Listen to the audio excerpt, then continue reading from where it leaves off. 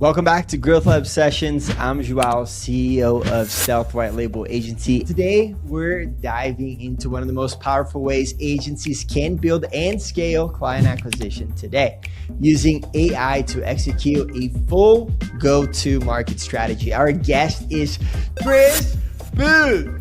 And here's what we're doing today. We're going to build a go-to-market strategy for a potential client in the marketing agency space. And instead of doing this from scratch manually, Chris is going to walk us through how he uses AI tools and internal systems to generate this in real time while explaining the thinking behind it. Chris, welcome to Growth Lab Sessions. Are you ready to take it to the lab? Oh, I am so dang ready. I am so excited, man. Thanks for having me.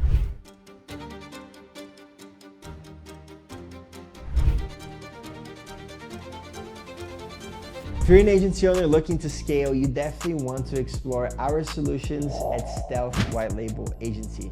With 14 years of experience and over 120 niches, we've been helping agency owners not only fulfill for their clients, but also acquire new clients so you can only focus on scale for your agency.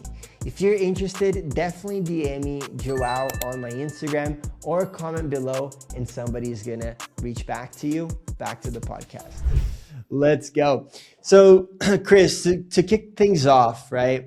When you have a new client or you start thinking about a business, how do you go from defining an ICP, an offer, and a go-to-market strategy? Yeah, that is a great question. And I think before you can even answer that, and I'll suggest this is something that a lot of folks suffer from, is we have to understand the why of what we're doing. We have to understand the fundamentals. And it's funny, I speak to this a lot in my own content, my relationships, my conversations, where it's that in everything. Oh gosh, damn it. We're clipping that. My freaking train of thought exploded. That's an indicator of how this is going. No, we're definitely reclipping that guy. I'm so sorry. It was, the question was around how we think around our go-to-market, was it? Yeah. Yep. So when it comes to our go-to-market, it is so dang important to align at this first principles level. This is what I was going to say. So when it comes to first principles, I'll share. I've been fatigued by the tech bros saying first principles, but maybe we can even think about people in our lives that have mentioned it in ways we might not have realized, where it might be your mom that says, boil it down, just explain it simply. Or maybe your teacher says, reduce the fraction. And you see this bajillion, 3 trillion number over 6 trillion. And you reduce it and it's 1/2. And you go, oh, wow, that's really simple. So we need to understand at this most boiled down level what we're doing and why we're doing it. So I would argue that when it comes to go to market, we're essentially at the first principle. I would argue it's the first principle. We are facilitating conversations. I like abstracting ideas. Let's make this as 2D as possible. I want you to imagine there's 3 dots. They're all connected by one line going through them. Yep. On one side, one of these dots is in pain. It's struggling. All the way on the other side, that dot over there can solve this dot's pain. How do they ever connect? The guy in the middle. We need to, in go-to-market, facilitate the transfer of information between these 2 parties. So really, in go-to-market, what we're doing is we're facilitating conversations. That's a little heady, though. So let's kind of frame it in maybe a way that we talk in every day. Conversations happen bi-directionally. They go 2 directions, outbound and inbound. Now we're starting to hear words we know. And outbound, I'll share with you, this is really what I breathe. Outbound is constituted by something like 5, maybe 6 channels. It would be our email, phone, social media messaging, going to events, or sending gifts and written messages. We could spar on is PPC outbound or inbound. There's a lot of dialogue about that. But really, it's that what we need to do is we need to frame for our outbound conversations, our inbound conversations, or channels rather, how are we facilitating conversations in those? And so I'll pause there. Joao, does that idea make sense? Yeah, no, that's super visual. I like where you're going with it. Beautiful. So I want to quickly throw up my screen here, and I want to show you just an image that kind of expresses the journey that we need to go on. And so I'm going to share my screen. Yeah, I think it's really helpful for people to visualize it, and get your why and your concept behind it. You know, like Yes. go-to-market strategy can be so theoretical, and Yes. people may just, get afraid of it, think it's like a big convoluted idea. And so abstract, or like simplifying it helps a lot of the viewers. 100%. I will share. You even get into something of a personal vendetta here, where it's that you have so many industries, so many professionals obfuscate just very, very simple ideas with complicated words and all these layers. And, you can just restate them sometimes again as 1/2, 2 + 2. Why do we have all these complicated words? So I want to kind of think about the journey that we go on as we speak to our prospects and as we connect to these people in pain with the individuals that have the solutions. And I would argue that there's essentially 6 things we ever do. It's that we need to generate awareness. And we've heard, there's problem aware, there's solution aware, but we need to generate awareness. We need to, once we've generated awareness, educate our prospect about what's going on. We need to get them to select us. Then we're going to onboard them, we're going to retain them, and then we're going to expand our relationship with them. And if these are the 6 stages that ever happen in go-to-market, well, let's layer our channels, outbound and inbound, over these different stages. And it's going to become very quickly clear where we start to apply the different channel strategies to the different go-to-market or revenue stages. And so once we start having a kind of an idea about these channels, or maybe not once, but at the same time, as we're thinking about these channels, we're also going to be thinking about more deeply our ICP and which channels are they going to respond to. So let's pause here for just a second and let's think about a little more deeply. How do we even surface what an ICP is, an ideal customer profile? And so an ICP is going to be something that I'll share. Again, I'm going to a little asterisk here. Chris has a bit of a vendetta around. Often, when I speak to even my own friends that run agencies or just other operators, they'll say, we run campaigns for our clients. And I go, what's a campaign? How do you define that? And how do you define an ICP? And it should be, in all cases, I would suggest to you, it needs to be as deterministic as possible. We want to measure this ICP and we want to create theories about them. Something like, and Joao, you've heard me mention this before, their firmographics, their demographics, their technographics. What does the tech stack look like? How much are they spending here? Do we think we can sell this to people that have a certain amount of spend? And we can start looking at all of these different parameters and make theories about them against each stage of this cycle. And so in this, generally, when we think of an ICP, a really good way to start, because we want to chunk the idea up. We want to start as round as possible. Imagine you have a piece of marble, and that marble in front of you, we know we can get to David, but we need to chisel away. And so we're going to chunk the idea up. We're going to make it as broad as possible to start. Let's think of some containers that maybe we could build some theories in. Generally, what we like to do is we like to think of an industry, a segment, and a title to start. So we're going to think of what industry might we go after. Let's imagine if we're marketing and we've already aligned, maybe we want to sell something to home service. So that would be our industry. And so I think I can sell this to home service. And then we zoom in and the segment. Well, and let's maybe even be more specific. Home service roofers. And let's imagine, again, we're going to sell them a marketing service.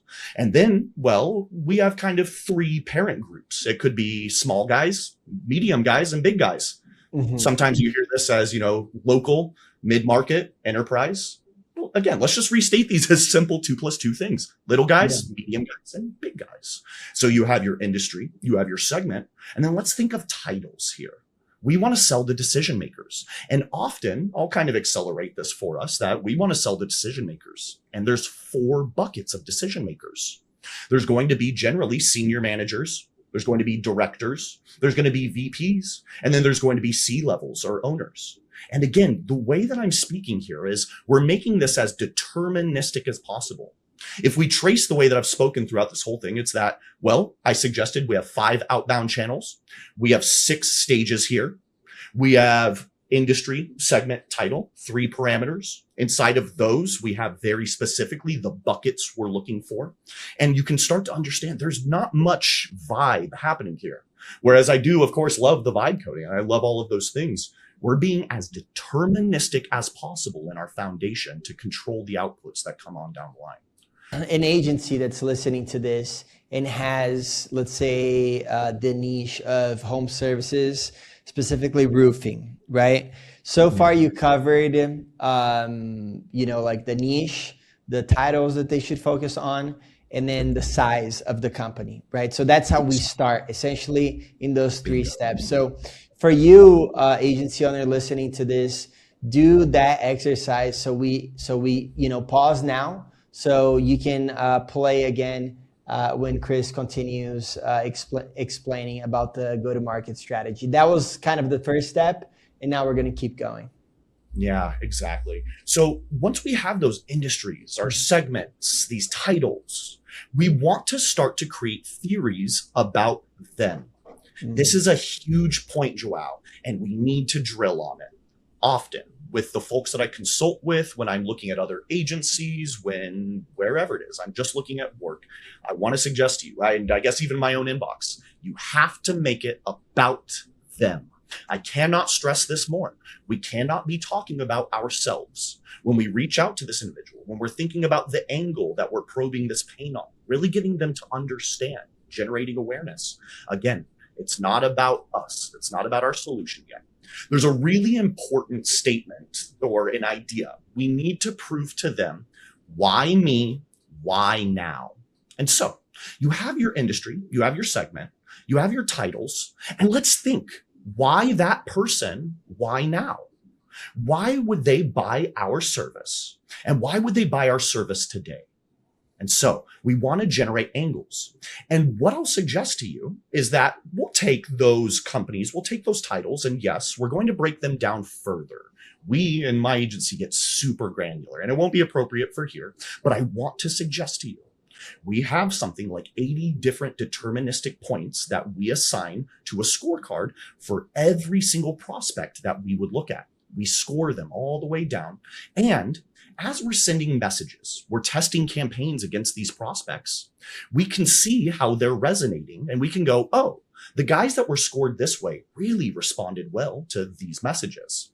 But in all cases, the messages make it about them and prove, why me, why now? So I'm just going to recap very quickly. We have awareness we need to generate.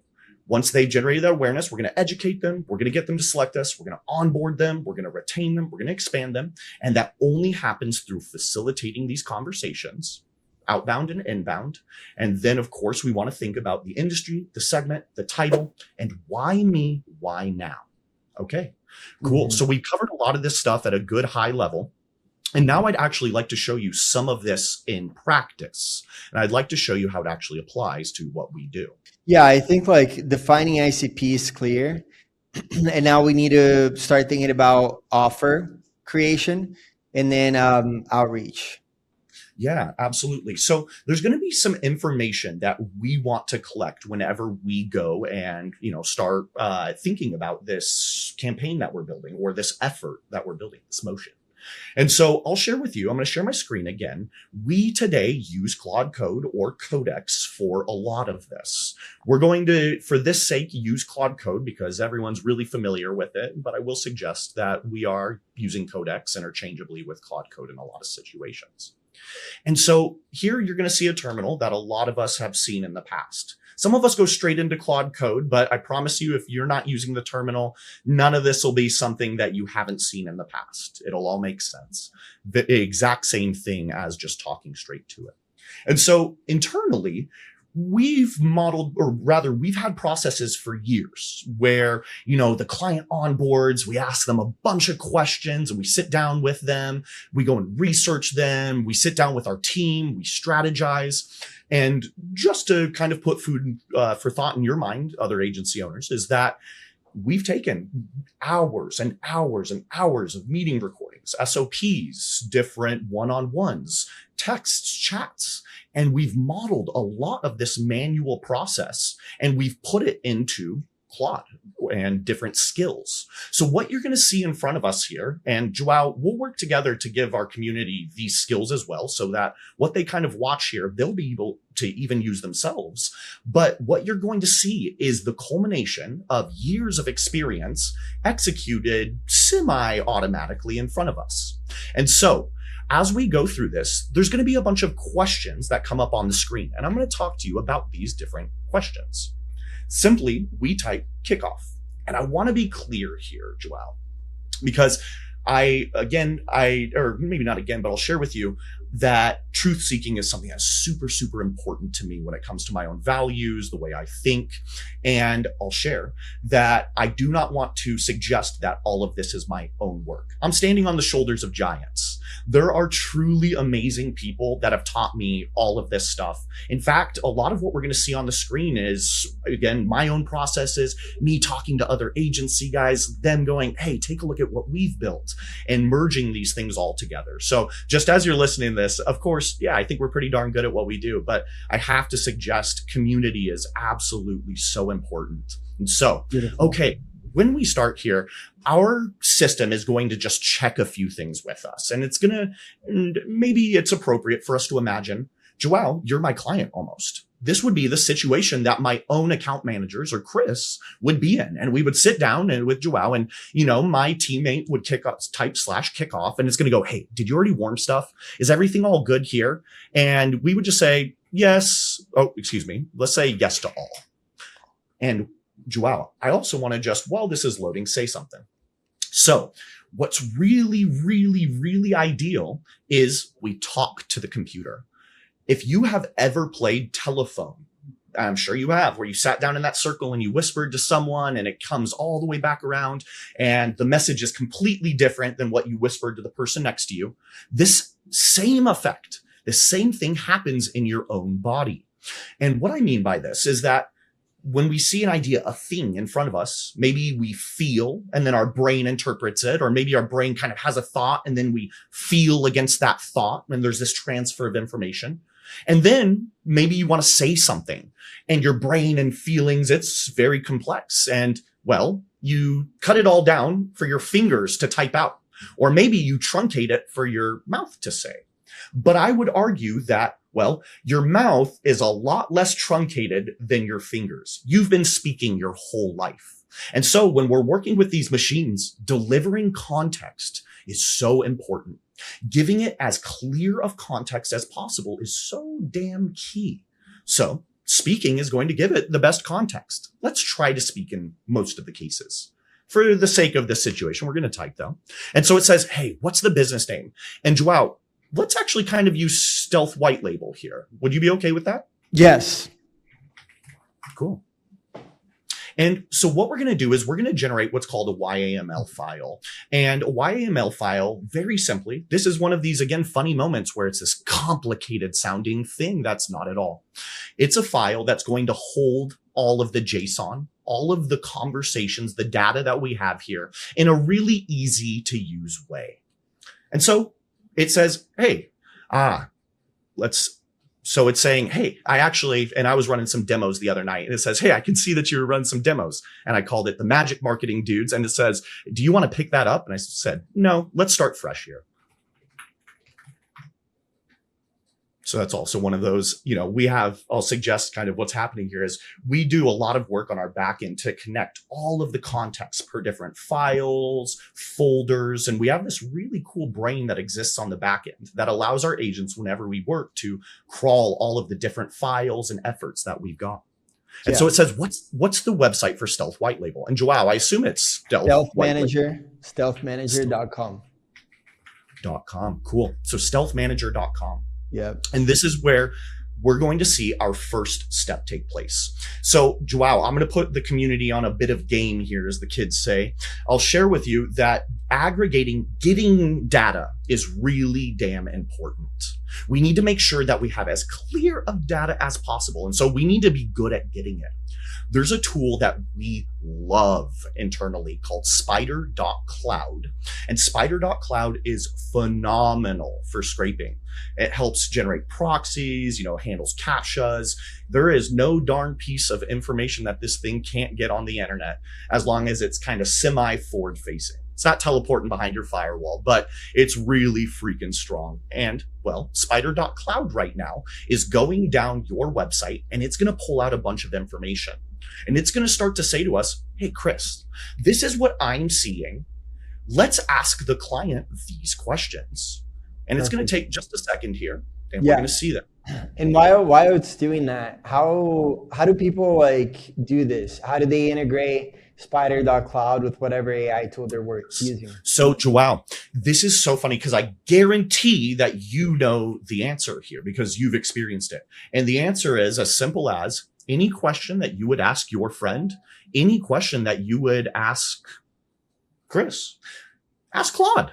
So simply, if you're in the project, you just go, hey, and it's funny enough, if you're listening to this right now, what I would say is, hey, I'm listening to this podcast right now. And this guy, Chris, said getting data is really important. He said that he uses spider.cloud.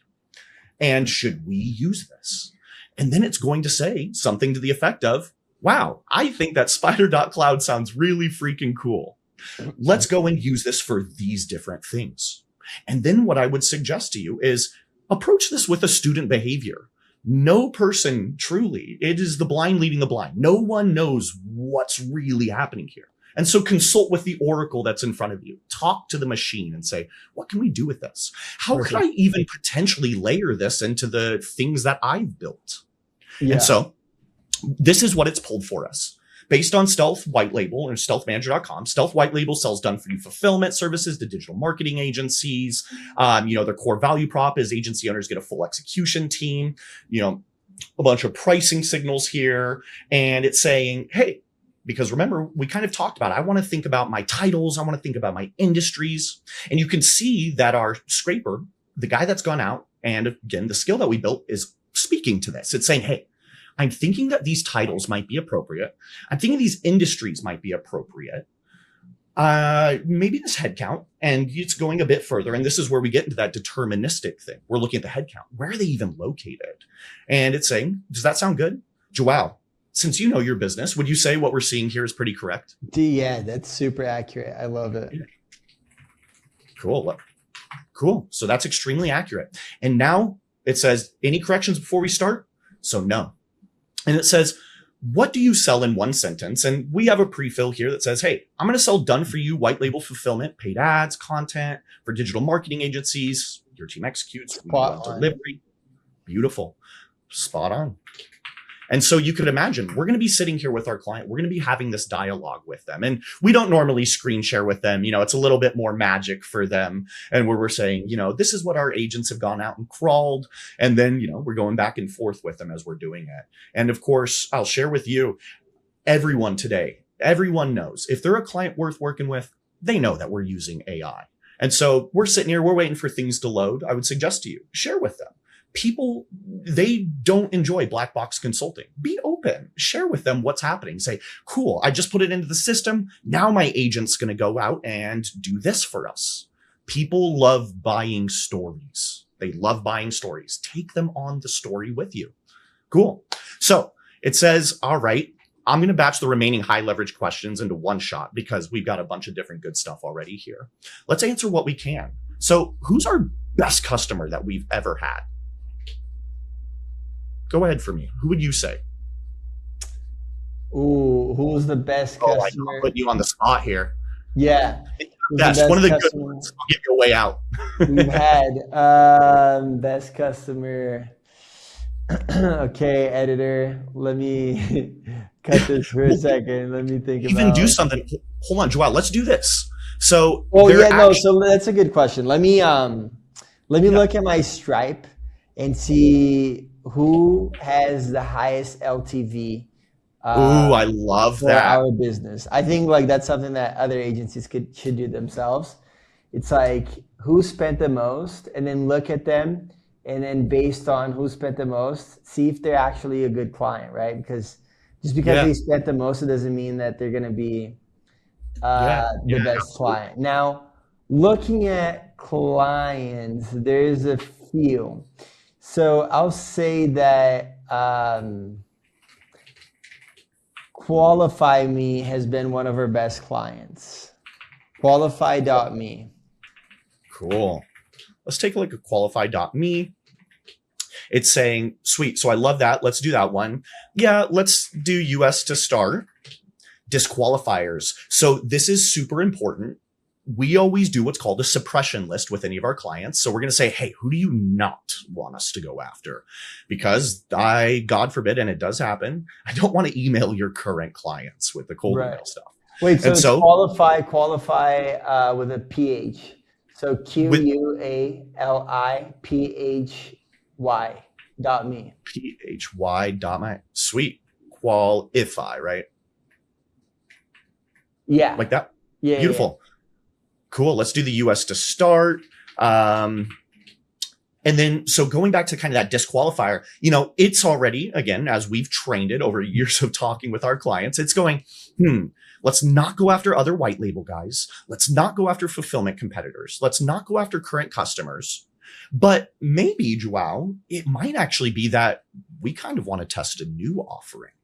Maybe we want to try selling our services to home service guys. Who knows? Maybe it fits for them. Let's throw it kind of a curveball here and say something like that. Would you be up for it? Yeah. So let's throw a curveball. We're interested in seeing if we can take what we've done and sell it to the home service industry. Chris is an extremely fast typer. Oh my God. And I'm sitting here, I said, that's a little slow for me. if shout out to my type racer people. So tone, absolutely. This is so important, Joao. You know this. So this is so funny. There's a few younger gentlemen that I work with that run agencies that I just do consulting with kind of on Fridays in the morning. I give some of my free time. And there's some funny stuff that I run into often. And often, one of the things is, I kind of spoke to this earlier, is talking about yourself. Stop talking about yourself. And it's so darn easy to make this clear to people. Joao, I want you to write like you talk.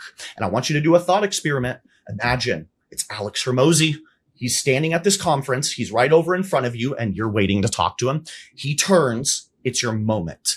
You can talk to Alex Hormozy and you walk up. Is the first thing that you say like, hey, Alex, I do this. This is what I do. I do these things. I get these kinds of results. Do you have 5 minutes to talk? Hell no.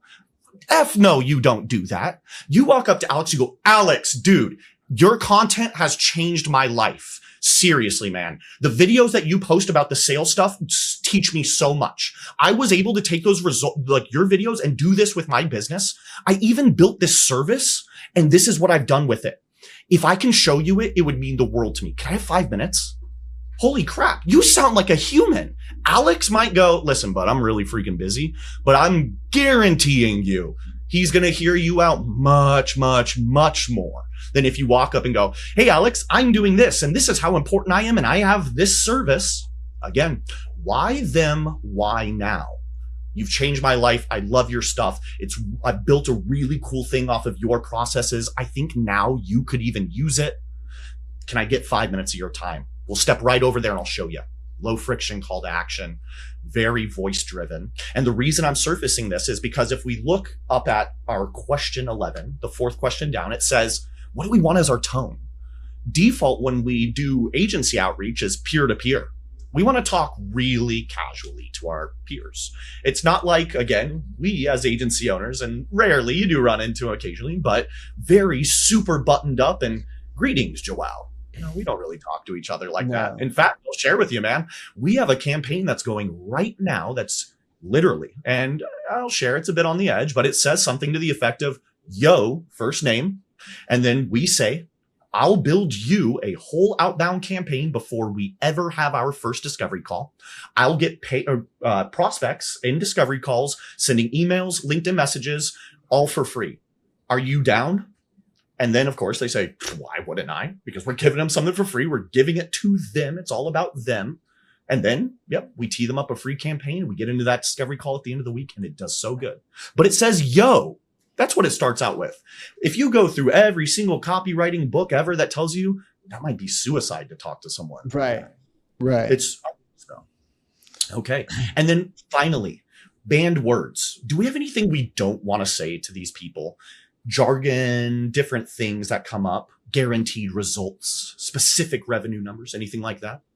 No. It's all for a game. Yep. Okay. And then let's just review, because it kind of jumped ahead. Our scraper is really darn powerful, and it's kind of able to fill in a lot of our future questions. But, you know, right now it's saying, I think I'm going to go after the title for the agency owners, industry, the digital guys, but we kind of threw it that curveball saying, hey, what if we switched it up a little bit? What if we considered going after these home service guys? Let's see what it does to the system here. Ooh. And what's so funny too, Joel, I'll share with you, is I think pretty darn programmatically, I kind of have a word salad on the screen here. And I'll tell you, it's been really hard for me as I'm getting into, you know, writing the terminal stuff to just throw it up onto the screen. It doesn't need to be organized. Heck, you don't even need to spell the words right half the time. What is important is to throw as much context and ideas into the system. And so a lot of times you're speaking to it as opposed to writing. Yes. Yeah. Yes, exactly.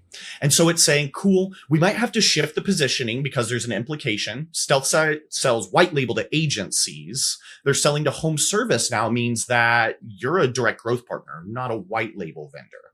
That kind of changes the deck, the offer, proof points, et cetera, et cetera. That's a pretty fair criticism.